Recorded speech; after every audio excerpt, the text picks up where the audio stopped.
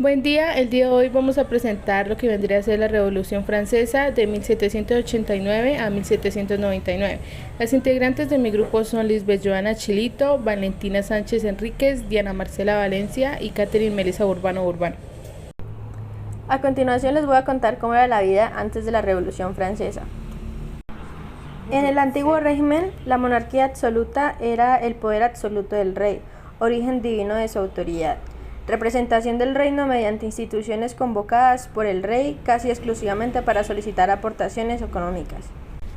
La sociedad estamental está conformada por la nobleza y el clero. Estos estamentos son privilegios honoríficos, económicos y fiscales. El tercer estamento está conformado por campesinos, burgueses y asalariados urbanos, que tienen la obligación de satisfacer los impuestos reales, señoriales y eclesiásticos, como por ejemplo el diezmo. Economía de subsistencia, la agricultura y el autoconsumo. La nobleza y la iglesia poseen la mayor parte de la tierra cedida para su explotación con contratos y arrendamiento. Mercado interior reducido a ferias locales y producción de artesanía bajo el control de los gremios. Estos son los factores que explican la Revolución Francesa. Primero que todo, el cambio de ideas, la transformación social, la crisis económica y crisis fiscal y los estados generales de 1789.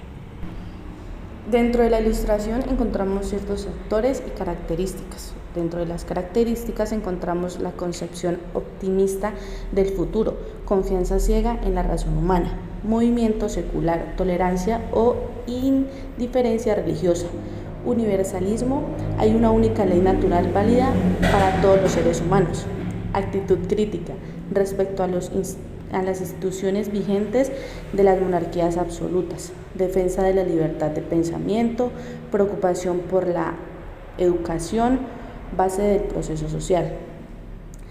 La enciclopedia encontramos el compendio del pensamiento ilustrado. Cambio en las ideas, aparición de nuevas ideas liberales, rescatadas de la Ilustración, expuestas por Voltaire, Faust o Montesquieu, como eran la libertad, fraternidad, igualdad, el rechazo a una sociedad dividida, la separación de poderes. Estas causas fueron rompiendo el prestigio de las ilustraciones del antiguo régimen y ayudaron a su derrumbe. Las transformaciones sociales. La sociedad francesa era estamental, conformada por grupos privilegiados y no privilegiados. Los privilegiados constituían el 10% de la población, controlaban el poder político, eran dueños de la mayoría de las tierras y tenían diversos privilegios como la exención de impuestos y un trato preferencial ante el rey. Los no privilegiados correspondían al 90% de la población, sostenía con su trabajo y sus impuestos a la carga de todo al país. La situación pues de la agricultura tenía dos puntos, que eran los agricultores privados de ingresos tenían como suficiente compras para productos industriales. Y el segundo punto es que la caída de la demanda de productos industriales significaba como una pobreza para estos trabajadores de sí mismos. Una conclusión de este cuadro es que el pago de los impuestos al Estado se transformaba en un gran peso. Segundo cuadro, la idea de cobrar los impuestos en las clases privilegiadas tenía dos puntos, que era la responsabilidad del pobre. También estaban los privilegiados que no aceptaron y todo esto se fue a financiar el gobierno de Luis XVI. Los siguientes son los estados generales de 1789. Luis XVI se vio obligado a convencer los estados generales de mayo de 1789 en el Palacio de Versalles. La nobleza. Los privilegiados querían una reunión en cámaras separadas y que cada grupo dispusiera de un nuevo voto. Asamblea Nacional Constituyente. En esta vamos a ver una imagen muy clara de un salón en donde vemos a las personas jugar una actividad llamada la pelota. El pueblo. Tercer estado pedía una reunión conjunta de los tres establecimientos y que se votase individualmente. En la siguiente imagen encontramos la Estalla de la Revolución, que representa La toma de la Bastilla del 14 de julio de 1789. El pueblo se levantó el 14 de julio de 1789. Esto se basó en 4 puntos importantes. El primero fue que asaltaron la fortaleza de la Bastilla como símbolo del absolutismo monárquico. En el segundo punto encontramos la revolución que se fue extendiendo por demás ciudades y pueblos. Como tercer punto tenemos que ya no pagaron impuestos y destruyeron los castillos y todo esto pues que simbolizara el feudalismo. Y como último punto, la Asamblea Nacional suprimió la servidumbre personal, los diezmos y además de eso pues abolir las justicias señoriales. Fases de la Revolución Francesa. Seguimos con la monarquía en mayo de 1789, que es donde encontramos los estados generales. En junio de 1789, la Asamblea Nacional, la cual está constituida por la toma de Bastilla el 14 de julio, la Declaración de Derechos del Hombre y la Constitución de 1791. La República en septiembre de 1792, que es la Convención Gironida, en donde encontramos el juicio y la ejecución de Luis XVI y la rebelión del Vendée. En junio de 1793, la Convención Jacobina, en donde encontramos el Robespierre, el terror. Julio 1794, Convención Termidoriana. En septiembre de 1795, el Directorio, Constitución de 1795 y en noviembre de 1799, el golpe del Estado de Napoleón, del 18 de Brumario.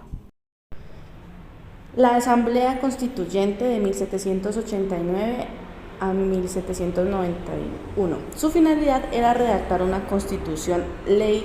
No tiene más remedio que claudicar, invitando al clero y a la nobleza a unirse al tercer estado en la recién constituida Asamblea.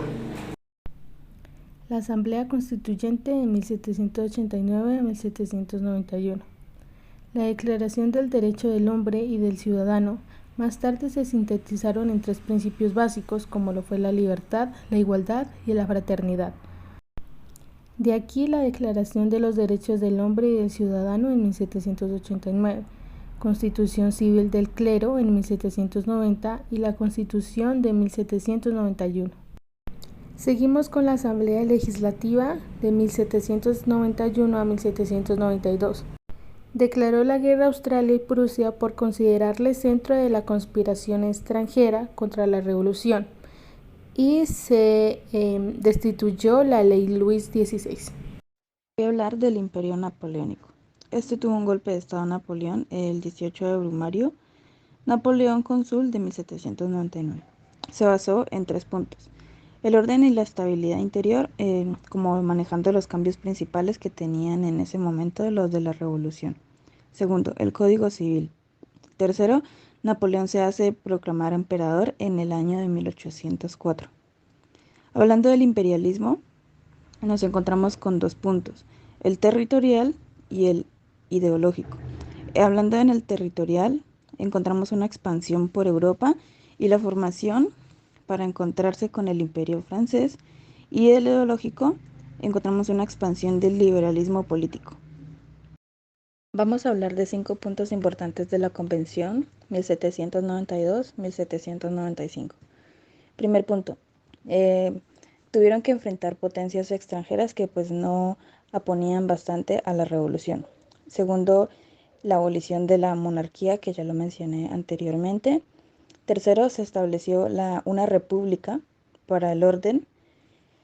Cuarto, se estableció el sufragio universal. Y quinto, Luis XVI muere en la guillotina. Fueron los 5 puntos más importantes de esta convención. Las transformaciones producidas por la revolución. Abolición de la monarquía absoluta en Francia. La servidumbre, los derechos feudales y los diezmos. Fin a los privilegios de la aristocracia y el clero. Supresión de la pena de prisión por deudas. Fundó el Banco de Francia. Primogenitura de la herencia de la propiedad territorial. La implantación del sistema educativo. Universidad de Francia y el Instituto Francés. La reforma y la codificación de las diversas legislaciones provinciales y locales que quedó plasmada en el Código Napolitánico.